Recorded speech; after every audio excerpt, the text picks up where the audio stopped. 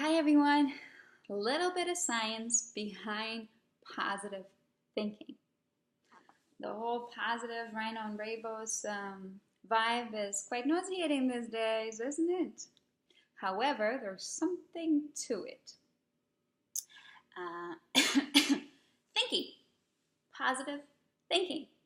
My minimum knowledge in deduction and mathematics tells me that thinking comes from brain. Brain is quite a fascinating organ, and you don't need to be a scientist to know that. I think even some Wikipedia simple Google search is going to give you quite a few proofs that it's absolutely fascinating organ that controls the rest of our perfectly engineered creation of the physical body. It controls everything. It controls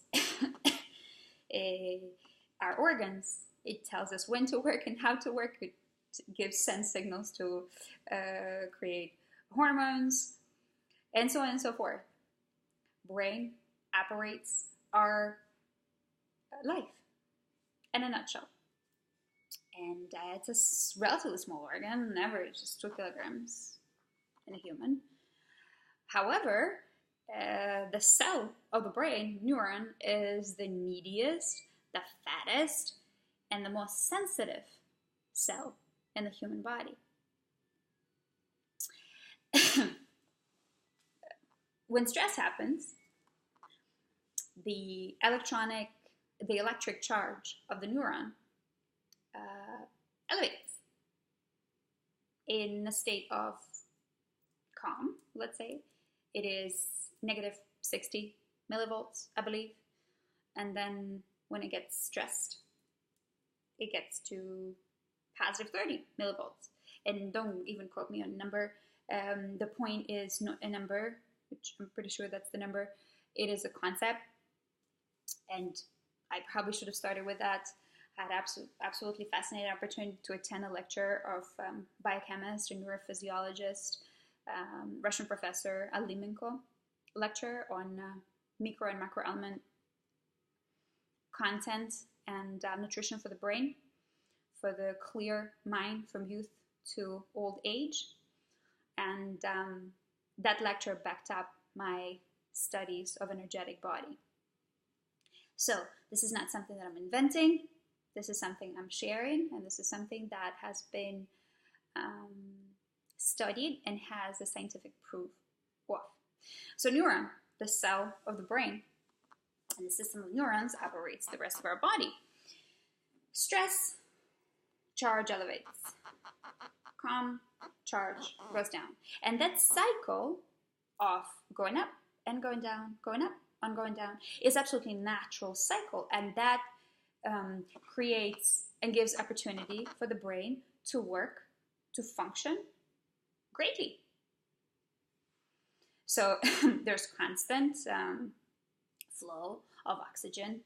So your two halves of the brain are synergistically working well together as long as the natural process occurs. I mean, that's given that you have all the necessary micro elements. You don't have any serious drainage in some of them that can affect the workings of the brain. Anyways, so stress goes up and then goes down. Goes up, goes down. What the hell does it have to do with positive thinking? So the stress comes from all sorts of sources. And in 21st century, we are bombarded with stress, and information is probably number one. And we get a lot of it.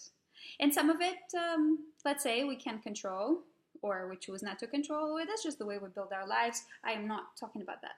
I am not talking about dropping everything and moving to freaking Belize, which sounds actually spectacular.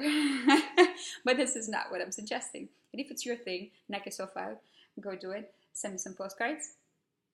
I am talking about things that we can control. We can control today. Things that can fundamentally change the quality of our lives. And this is the quality of our thoughts. When we think negatively, let's just create the story here. Generally, let me slightly go back. When stress happens, stress it's a great thing. It gives you an impulse to do stuff in a small picture. But generally, our brain is built very, very smart. So when real stress comes, I don't know, back in the day, and we have that DNA memory, there's a freaking tiger behind you. Adrenaline shoots. The brain sends a signal. You don't even realize it. It happens quite instantly. We have quite a lot of memory, built by the clan of the clan of the clan, right? Our ancestry tree.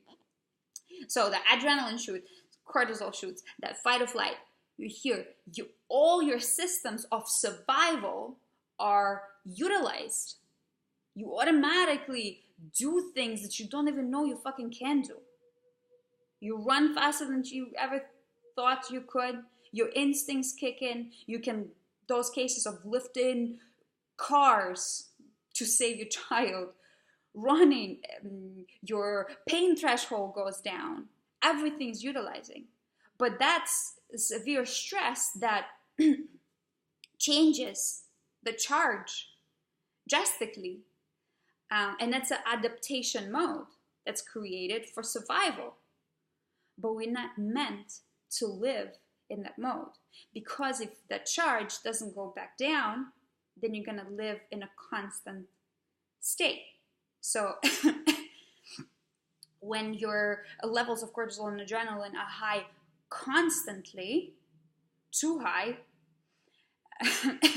your life, other systems are put on pause or not working. You're not producing good hormones.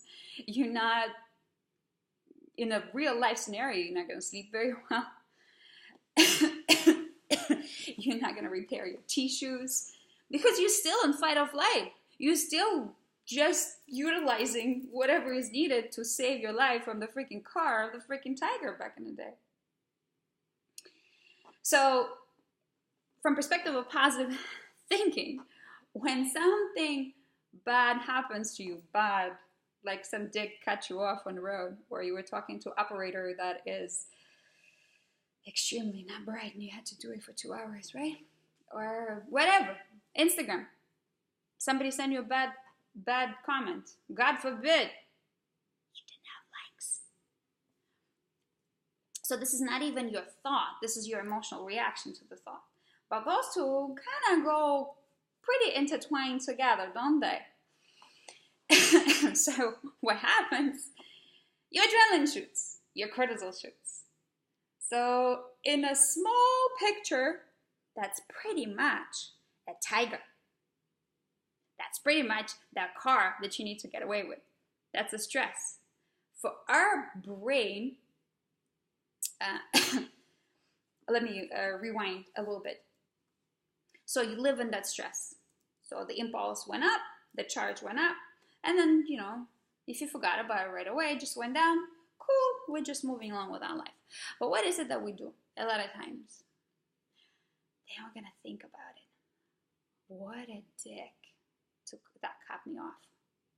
So in your mind, you relive what happened. So the same stress or slightly less, depending how big of emotional charge of your reaction is, you live it again. For your brain, it doesn't matter whether it's a real event or that's something that you play in your mind. Our brain doesn't differentiate, in that sense, the reality or the picture in your head. So you do that, and you come home, and then you tell your spouse the same thing. Then you're going to write in your diary.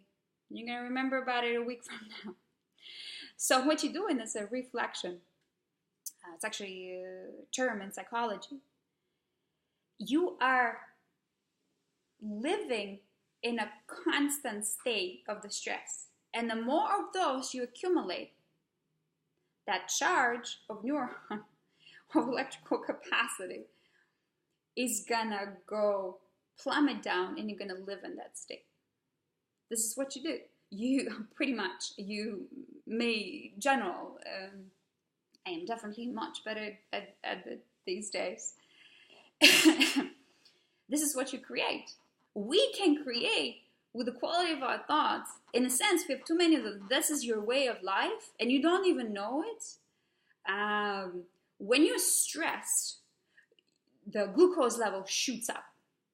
And that's okay because it activates certain things. It helps us live. And then it's supposed to go down.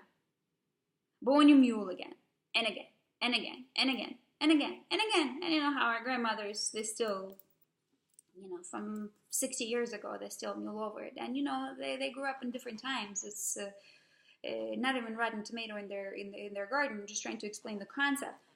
So, hypertonia, high blood pressure, where you think it comes from. This is what we do to ourselves. The glucose, high glucose, if it's constantly high, in some instances, especially if you have predisposition, here's your diabetes type 2. This is not you eating the cookies. This is you thinking about bullshit all the time. I'm not saying that this is the only source of stress. There are plenty. But I'm saying that by implementing slowly, step by step, this is not going to be overnight change. By slowly implementing different approach to lose that emotional charge to the event.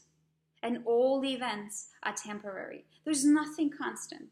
Our life on this earth, in this body, is not permanent.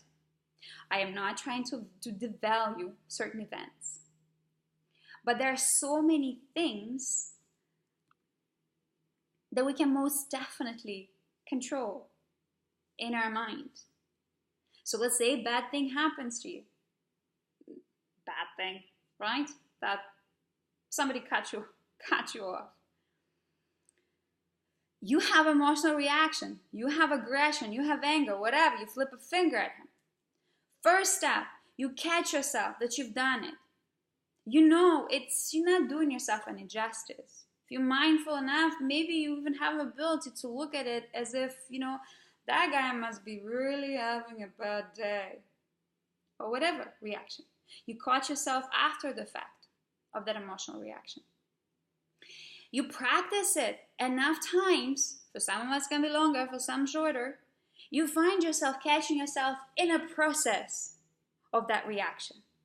You're going to repeat catching yourself so many times, you will come to the point inevitably when you catch yourself before that reaction even occurs. Can you imagine how much stress you voluntarily, with your own work that doesn't require any investment, you rid from your life? When we're saying let that shit go, it's for your own good. So that energy that you invested in that dick who cut you off, that you deprive yourself of, that energy is yours. And you can use it to something good, to achieve something, to give to your children. Your reaction, you only harming yourself. And there is a way to change it. And the first step is understanding that it's happening and understanding how it affects you. Vibe good. React better. For better quality of thoughts. For better quality of operation of your brain that is gonna operate your whole life. Better you, better me, better thoughts for a little bit better world. Vibe good. Yo.